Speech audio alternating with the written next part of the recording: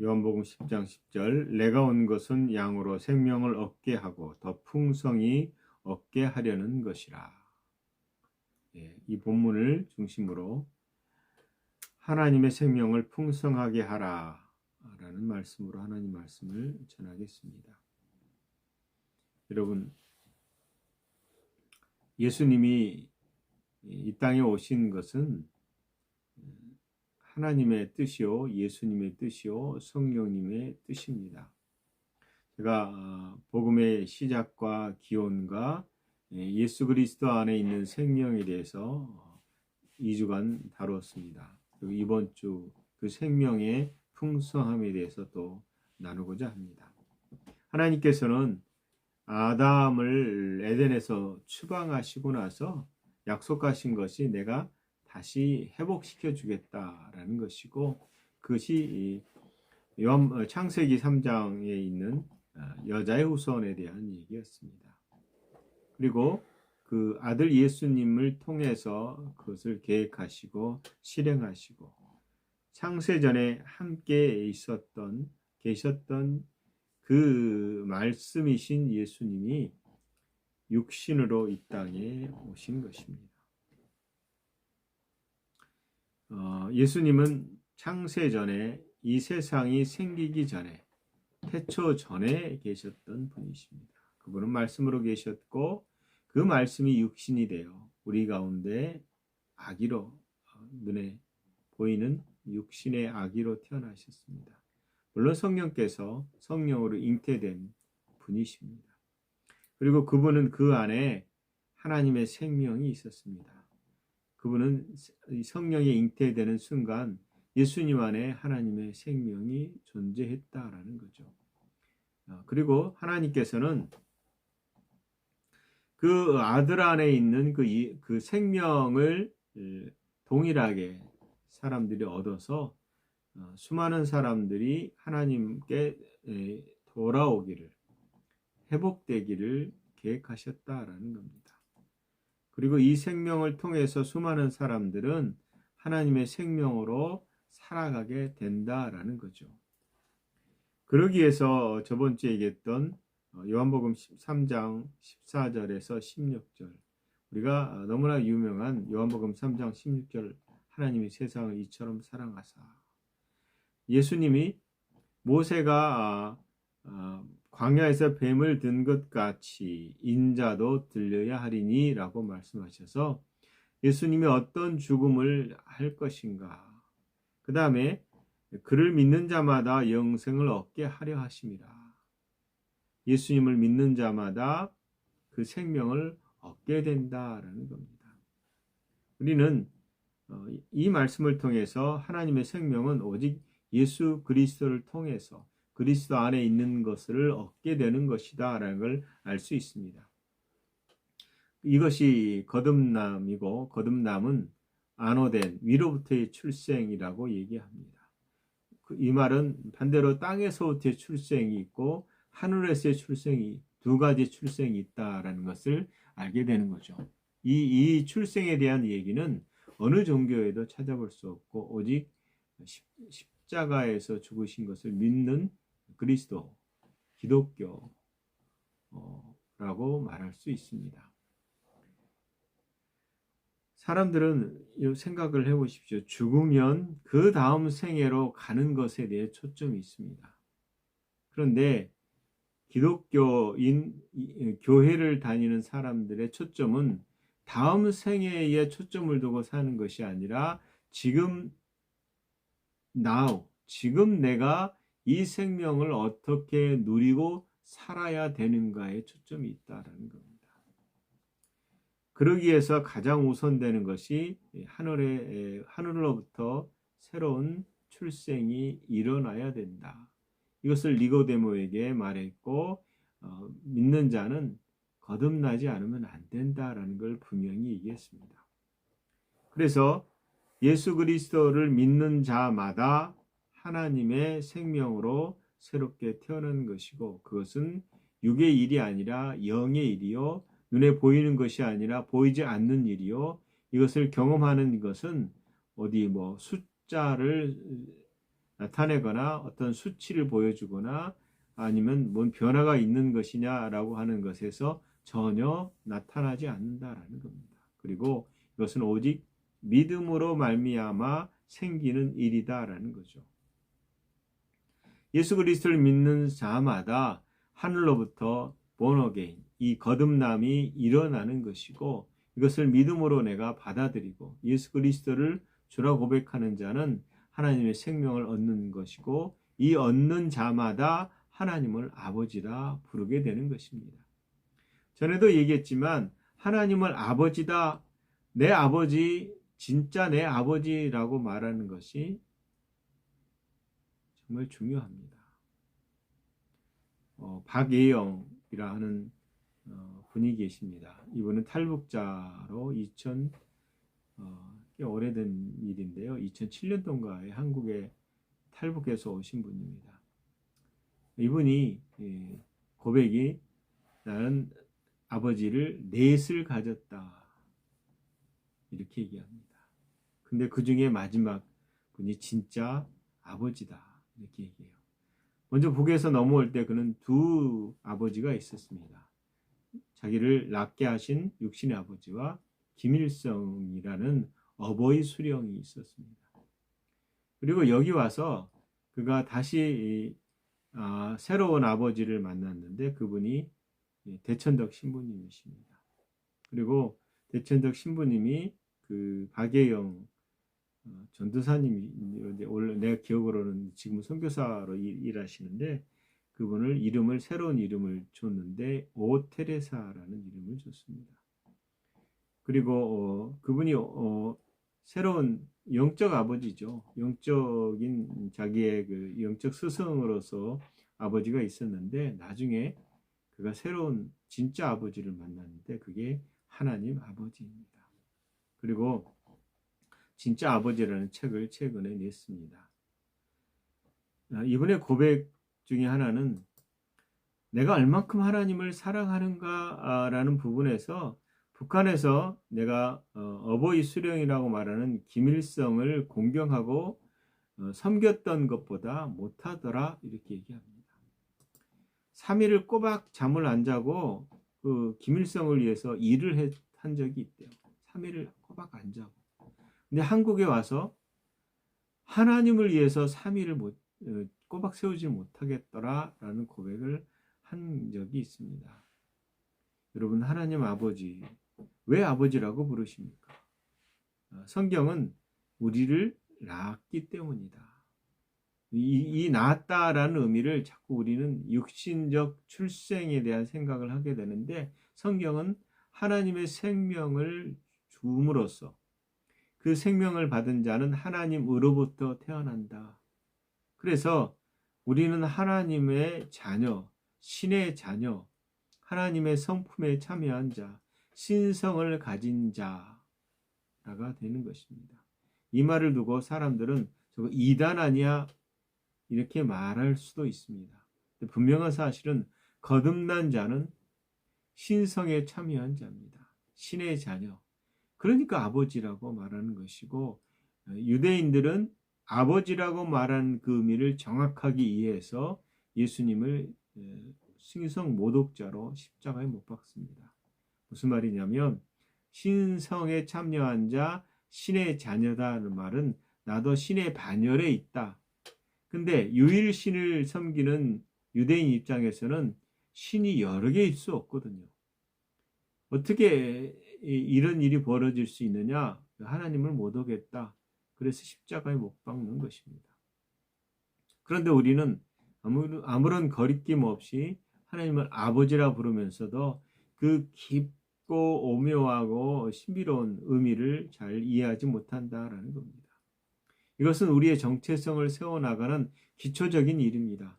하나님의 생명에 참여한 자, 하나님의 생명으로 태어난 자, 하늘로부터 태어난 자는 신성, 신의 자녀가 되는 것이고 그 정체성을 정확하게 가지고 이 땅에 있어야 되는 것입니다.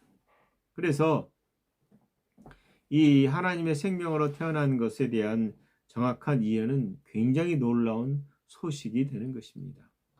복음은 단순히 죄 사함을 얻고 구원을 받아서 이제 천국에 가는 것이다 라고 생각하면 오산입니다. 이것을 부인하는 것이 아니라 이것보다 더 많은 것들이 우리 가운데 풍성하게 주어졌다라는 겁니다. 죄인에서 의인으로, 마귀의 자녀에서 하나님의 자녀로, 어둠에서 빛으로 옮겨진 것이 복음의 이야기입니다. 그래서 사단의 씨앗을 가졌던, 사단의 생명, 죽음을 본질로 삼았던 자들이 생명을 본질로 삼는 역사가 곧 하나님의 자녀가 되는 것이고 하나님의 생명으로 태어나는 것입니다. 요한은 이것을 이렇게 기록했습니다. 오직 이것을 기록함은, 요한복음을 쓴 이유죠. 너희로 예수께서 하나님의 아들 그리스도이심을 믿게 하려 하며, 예수님이 하나님의 아들이요 구세주다라는 걸 믿게 하기 위해서 내가 기록했다. 또 너희로 믿고 그 이름을 힘입어 생명을 얻게 하려 함이니라 라고 말합니다. 두 가지를 얘기한 겁니다. 예수님을 그리스도다라고 믿게 하는 것입니다. 그리고 그 그리스도를 믿게 되는 것은 곧 그 이름에 힘입어서 생명을 얻는 것이다. 이게 복음의 축약입니다. 그러나 예수님이 끊임없이 얘기한 요한복음에서 나를 먹어야, 내 살을 먹고 마셔야 된다. 그 다음에 내가 주는 물은 목마르지 않게 하는 영생의 물이다. 생수다라고 말합니다. 그게 바로 성령님이시고 우리 안에서 이 하나님의 생명으로 역사하시는 분이 성령님인 것을 알 수 있습니다.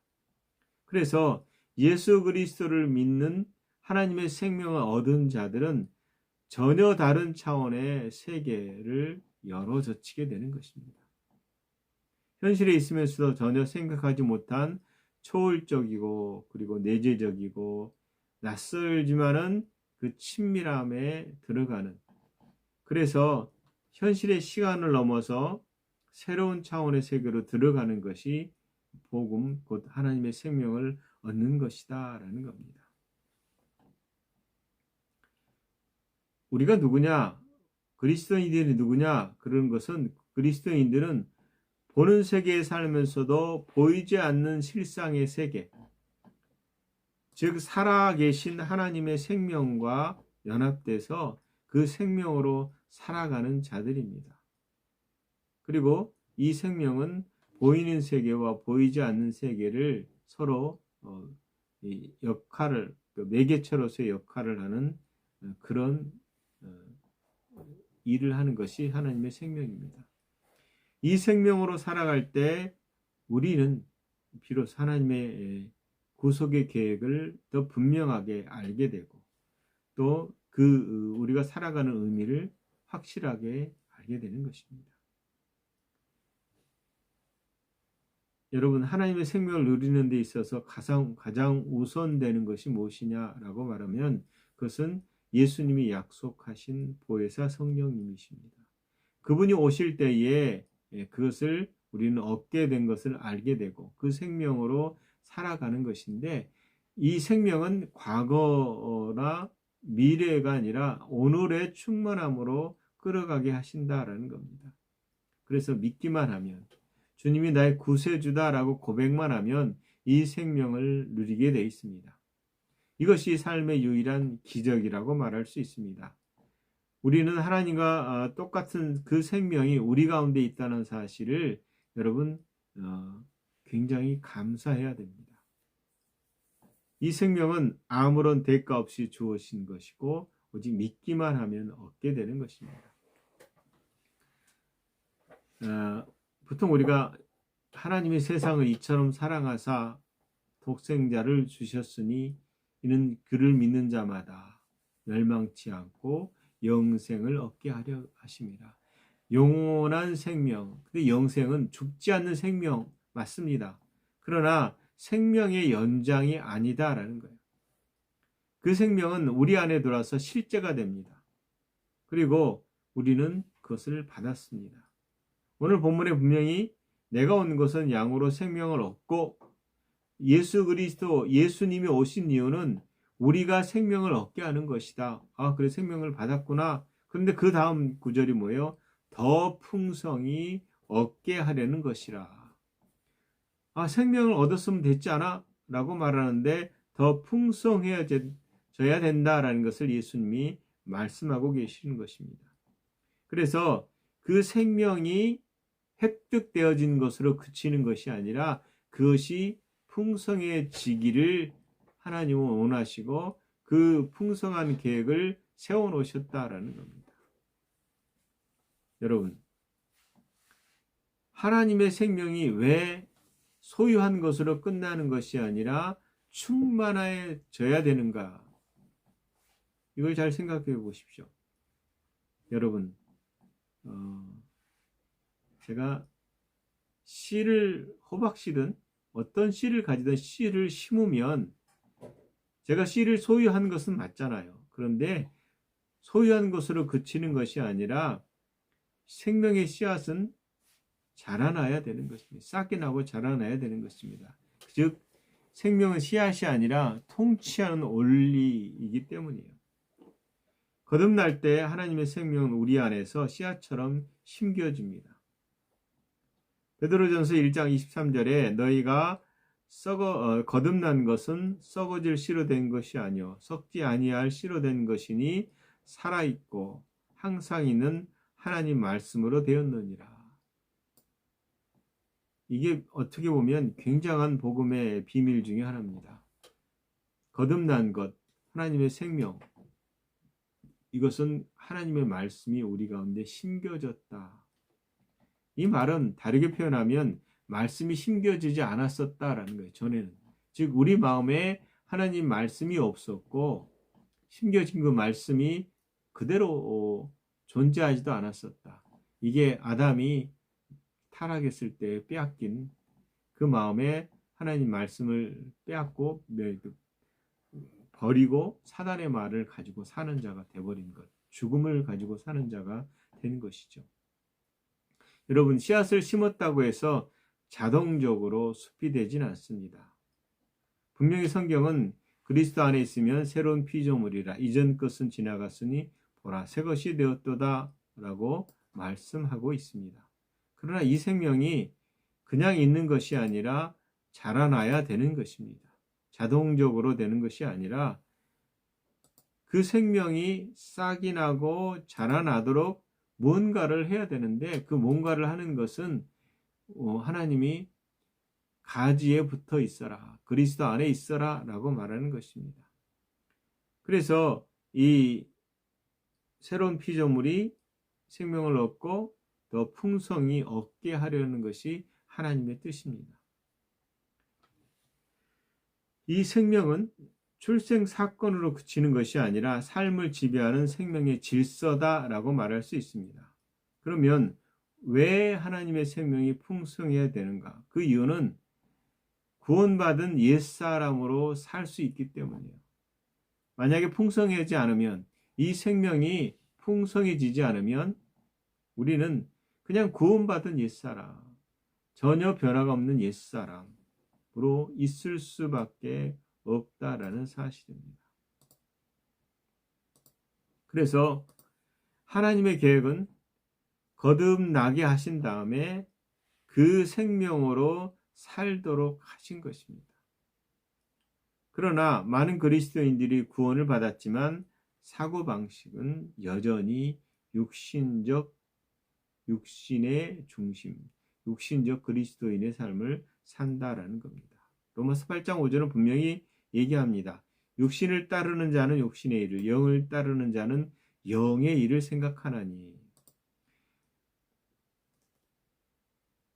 그리스도 안에 있는 자들은 결코 정죄함이 없다라고 로마서 8장 첫 절은 얘기합니다. 그런데 정죄함이 없는 자가 바로 육신의 일을 할 수 있다라는 겁니다. 육신이 중심이 되면 육신의 일을 생각합니다. 또 하나님의 생명을 따르지 않게 되고 삶에서 나타나는 반응은 뭘까요? 육신적인 삶을 살 때의 특징 중에 하나는 두려움과 분노와 이런 것들이 우리를 두렵게 하고 우울하게 하고 그리고 이 세상을 향해서 어떻게 살 것인가에 대한 고민을 하게 됩니다. 그리고 삶의 모든 결정은 세상의 논리에 의해서 좌우되게 되어 있습니다. 이건 생명이 없어서가 아닙니다. 생명이 우리 삶을 통치하지 않기 때문이죠. 분명히 골로새서 2장 6절은 너희가 그리스도 예수를 주로 받았으니 그다음에 그 안에서 행하라. 예수님 안에서 행하라 이렇게 말합니다. 받은 생명으로 행하지 않으면 생명은 그냥 잠재력으로만 있을 뿐이다라는 거예요.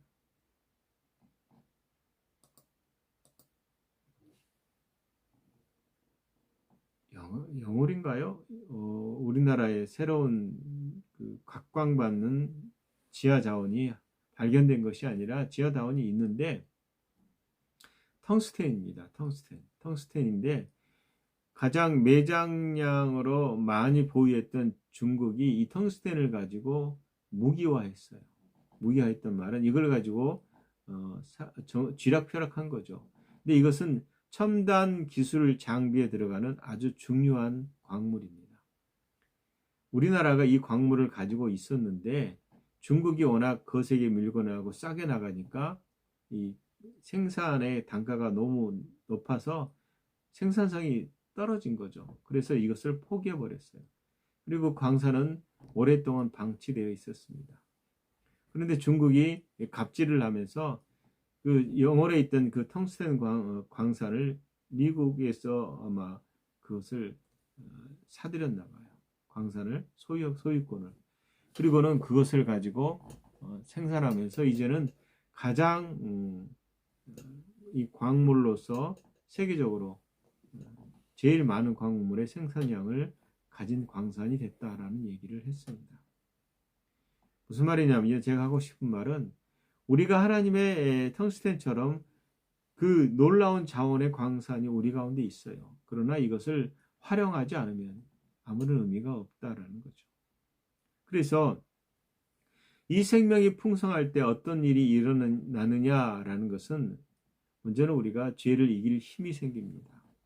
죄를 이길 능력으로 작동하는 것이죠. 죄를 참는 힘이 아니라 죄를 이길 힘. 영으로서 우리는 이 문제를 해결해 나갑니다.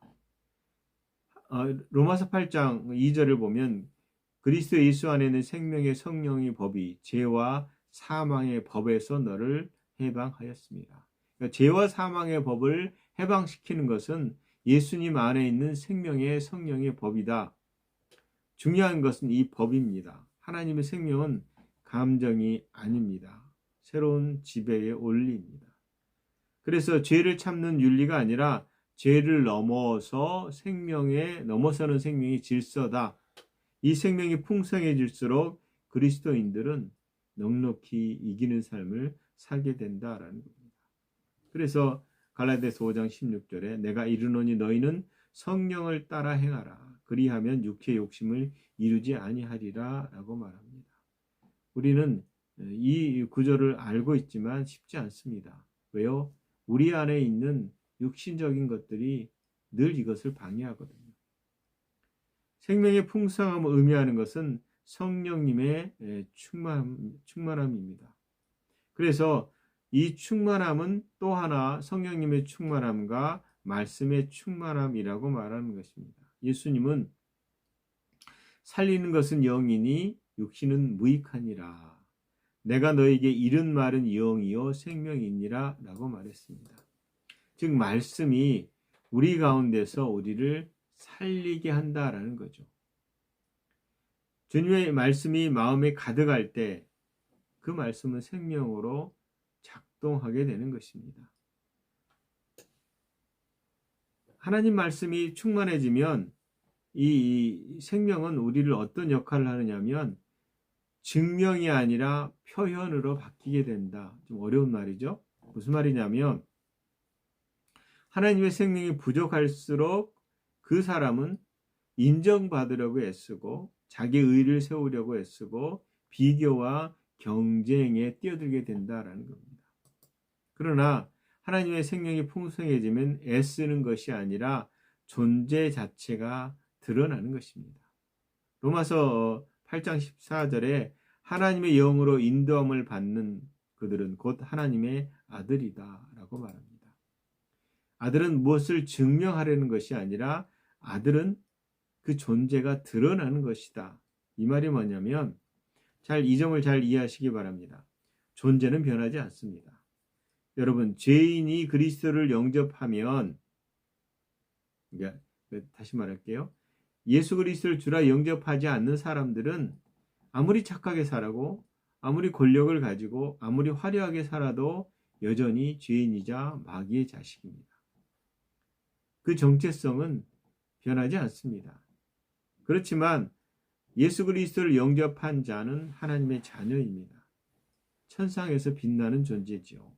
흰옷을 입은 의롭고 거룩한 자. 이 세상에서 하찮아 보이고 성공하지 못해서 잘못 살아서 실패한 자처럼 보이는데 영의 세계에서는 빛나는 존재다라는 겁니다. 이것이 예수님은 어떤 분이십니까? 누가 인정하든 인정하지 않든 그분은 하나님의 독생자셨습니다. 이것을 마귀가 알았고 천사도 알고 있습니다. 그래서 이 예수님을 향해서 이 사단이 내가 하나님의 아들이거든 이렇게 유혹을 한 겁니다. 아들이거든 돌을 떡으로 바꿔라. 떨어져라. 천사가 붙잡아 줄 것이다. 이렇게 시험을 했습니다. 그런데 예수님은 그 마귀 앞에서 자신이 하나님의 아들이다라는 것을 증명하려고 노력하지 않으셨습니다. 왜요? 내가 애를 쓰건 말건 여전히 하나님의 자녀라는 사실이죠. 그리고 성령님이 이를 보증하셨습니다. 누가 뭐래도 유일하신 아들, 독생자, 이것을 예수님은 알고 계셨습니다. 그리고 그분은 하나님의 아들로서의 당당한 삶을 사셨습니다. 이것이 뭐냐면 하나님의 생명을 가진 그리스도인들은 애써 거룩한 사람인 척하는 것이 아니라 이미 거룩한 자들입니다. 그리고 자연스럽게 하나님의 성품을 흘러내보내는 존재다라는 거죠. 여러분, 이 생명은 고난의 의미를 바꿔줍니다. 하나님의 생명이 약해지면 고난은 질문이 됩니다. 왜 내게 이런 일이 벌어지지? 왜 하필이면? 이런 말들이 나오죠. 그러나 하나님의 생명이 풍성해질수록 고난은 무엇을 막아버리는 것이 아니라 흘러가게 하는 통로가 되는 것입니다. 고린도후서 4장 7절에 보면 우리가 이 보배를 질그릇에 가졌으니 우리가 질그릇이고 보배인 예수 그리스도를 가졌으니 생명을 가졌으니 이는 능력의 지극히 큰 것이 하나님께 있고 우리에게 있지 아니함을 알게 하려 함이라. 질그릇 같은 존재인 우리 육신 가운데 하나님의 생명을 두신 것입니다. 그래서 우리가 존귀한 자가 되는 것이죠. 그래서 하나님은 이 생명을 통해서 고난을 제거하는 것이 아니라 고난을 넉넉하게 이기게 한다라는 겁니다. 생명은 어떤 역할을 합니까? 여러분, 죽음에서 살아나게 하는 역할뿐만 아니라 그 살아난 것으로 살아가게 한다. 그런 의미에서는 여러분, 교회에서 이 생명은 굉장히 중요합니다. 머리된 그리스도 안에서 하나님의 생명은 교회를 조직하는 것이 아니라 교회가 살아있게 한다. 몸으로서 작동한다. 이렇게 볼 수 있습니다. 잘 생각해 보십시오. 대부분의 조직은 분열과 갈등이 있을 수밖에 없습니다. 초대교회도 그랬고, 그러나 하나님의 생명이 풍성하면 갈등은 점점 사라집니다. 여러분, 몸의 조직이 서로 충돌하지 않습니다. 팔이 다리가 되고 싶어 하지 않고 다리가 팔을 되고 싶어 하지 않습니다. 눈은 눈으로서, 귀는 귀로서 각각의 역할을 충실하게 잘하면 이 유기적인 것으로 잘 돌아가잖아요. 교회가 마찬가지입니다. 우리 몸이 그러듯이 각자의 그 부르심에 충만해야 되는 것 같습니다. 그래서 에베소서 4장 16절에 온몸이 각 지체 분량대로 역사하사 그 몸을 자라게 하며 사랑 안에서 스스로 세우느니라 라고 되어 있습니다. 여러분, 하나님의 생명은 교회의 공동체로서의 유지를 하고 생명을 흐르게 하는 것 같습니다. 저는 이 베네수엘라에 대해서 그냥 마두로 독재자 체포 대통령을 잡아갔잖아요. 미국에서. 그걸로만 알고 있었는데 나중에 몇 가지 자료를 접하면서 이 베네수엘라에 이런 변혁을 일어나게 하는 핵심은 교회였다라는 사실을 알게 됐습니다. 무슨 말이냐면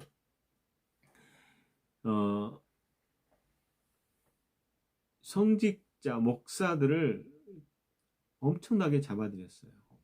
왜냐하면 이 세상 정부, 이 세상이 하나님의 사상을 갖지 않은 모든 사상들의 가장 극심한 적은 교회입니다. 하나님입니다. 그래서 어디를 가든 이런 독재의 조직들, 공산주의든 사회주의든 핵심은 교회를 향해서 칼날을 세우고 많은 사람들을 죽이고 순교하게 합니다. 베네수엘라도 마찬가지로 저번에 기사를 보니까 한꺼번에 800명의 목사가 풀려났어요. 마두로인가요? 이 잡혀간 뒤로. 교회를 핍박했고 모이지 못하게 했고 예배를 드리지 못하게 했습니다. 그리고 수많은 사람들을 잡아갔어요. 그런 가운데서도 잠잠하게 이 얼음 밑에 물이 흐르듯이 역할을 했던 것이 무엇이냐면 다른 것이 아니라 여성들이었어요. 여성 신도들이 모여서 예배하고 그 고물가 가운데 먹을 것이 희귀해진 곳 가운데서 빵의 공동체로서의 물을 나누고 하는 역할을 한 게 교회예요. 그게 다른 것이 아니라 예배로 모이고 끊임없이 하나님을 향해 있었습니다. 그것이 결국은 세상을 변화시키는 베네수엘라를 변화시키는 원동력이었다라고 말합니다. 제가 왜 이 말을 합니까? 우리 안에 이 생명이 끊임없이 세상을 변화시키고 변혁시킬 수 있다라는 겁니다. 우리가 믿음의 길을 가고자 할 때 중요한 것은 이 생명을 따라 사는 것입니다. 이 생명은 이미 우리 안에 이루어졌지만 그것이 우리 삶 가운데 역동적으로 살아나도록 해야 되는 것이 우리 할 일입니다. 우리가 세상과 상대하며 살아가는 것이 내 몫이라고 주장합니까? 그것은 아닙니다. 더 깊은 데로 들어갈수록 우리가 죽고 생명으로 살아나야 되는 것입니다. 제가 좀 소리를 줄여야 될 것 같은데요. 여러분 출애굽 세대가 광야 40년에서 다 죽습니다. 그리고 그 다음 세대가 이스라엘 가나안 땅으로 들어가죠. 그냥 단순하게 불신해서라고 생각할 수 있지만 하나님이 원하시는 것은 옛사람의 죽음입니다. 완벽한 죽음. 이미 죽었지만 죽지 않은 여전히 옛사람으로 살려고 하는 성향들. 저도 마찬가지이거든요. 변화되지 않은 성품들. 하나님은 이 성품이 아니라 새로운 생명의 성품으로 살아가기를 원하시는 겁니다. 여러분, 오늘 말씀을 정리합니다. 하나님의 생명은 삶의 통치에 올립니다. 풍성하지 않으면 구원을 받았어도 여전히 육신의 방식으로 살 수밖에 없습니다. 하나님의 생명은 죄의 두려움, 고난을 다루는 하나님의 방식입니다. 이 생명이 풍성해질 때 그리스도인들은 이 땅에서 하나님의 나라의 실제적인 증거의 삶을 살게 될 것입니다. 그리스도께서 우리 안에 계신 것, 곧 영광의 소망이니라. 그 생명이 우리의 소망이고 우리의 삶의 전체를 지배하기를 예수 그리스도의 이름으로 축원합니다. 기도하겠습니다. 하나님, 우리 안에 계셔서 감사합니다. 성령님을 통해서 우리 안에 하나님의 생명을 두시고 이 생명이 이 생명을 얻게 하셨을 뿐만 아니라 더 풍성하게 하기를 원하셔서 감사합니다. 우리가 이미 십자가에서 죽었으므로 옛사람의 삶이 아니라 새 사람의 삶을 살기를 원합니다. 우리 안에서 말씀으로 풍성하시옵소서. 내 말이 거하면이라고 말씀하신 것처럼 하나님 말씀이 우리 삶을 끌어가여서 참으로 주님이 기뻐하시는 온전한 삶을 살아가게 하시옵소서. 예수님 이름으로 기도합니다. 아멘.